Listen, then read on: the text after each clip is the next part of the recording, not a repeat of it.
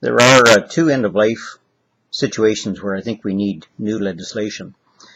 The first relates to organ donations. Currently, the person who is either dead or close to death has to have indicated in some way that they wish their organs to be made available in the event of their death, or the parent, because quite often it is a young person killed in a car accident. The parents or next of kin have to indicate their willingness to make the organs available. And in times of stress like that, quite often they're reluctant to indicate that the organ should be taken. And I think that's unfortunate. I think we should reverse the onus, that it's assumed that the person is willing to have their organs made available to save someone else's life, and the organs will not be taken, or will be taken unless the person has specifically indicated that they don't want them to be taken. Now, I think in reality, if the parents indicated any discomfort with that, I'm quite sure the medical people would accede to those demand or those wishes. But it does reverse the onus and takes the legal problem off the doctors in the event that they do harvest the organs to save someone else's life. So it seems to me that's pretty much a no-brainer that we should proceed with that. The second one is a little bit more complex, and that is legislation that relates to euthanasia.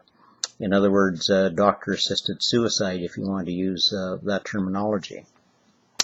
It seems to me that that we need to have legislation on the books to provide for this. With medical advances that are occurring now, people can live for a very long time in well, I don't want to use the word vegetative state, but in a very distressed conditions.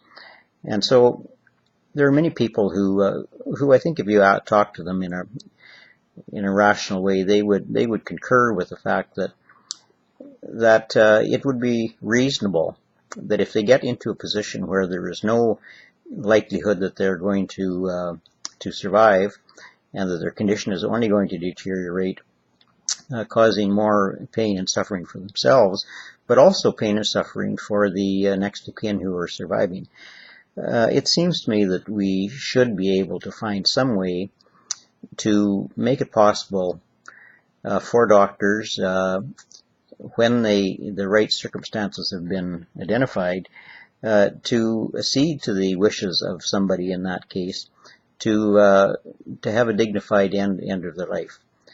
There has to be controls over that, and perhaps there's a need to have somebody, and let's say in British Columbia there might be 3 or 4 people identified throughout the province who are sympathetic, understanding individuals that are well regarded in the community, who could be called in to talk to the family, talk to the patient, talk to the doctor, and if that person concurs that it's appropriate for euthanasia in this case, then I think the legislation should be such that this could be proceeded with.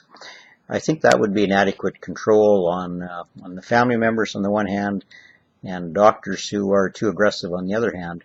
If there is a third party who is well regarded, well respected in the community, who interviews all of those involved, and if that person says, yes, I've done the assessment, and in my opinion there's no coercion on the part of either the doctor or the family, and that this patient does wish to end their life, then I think under those circumstances there should be a way for this to be done.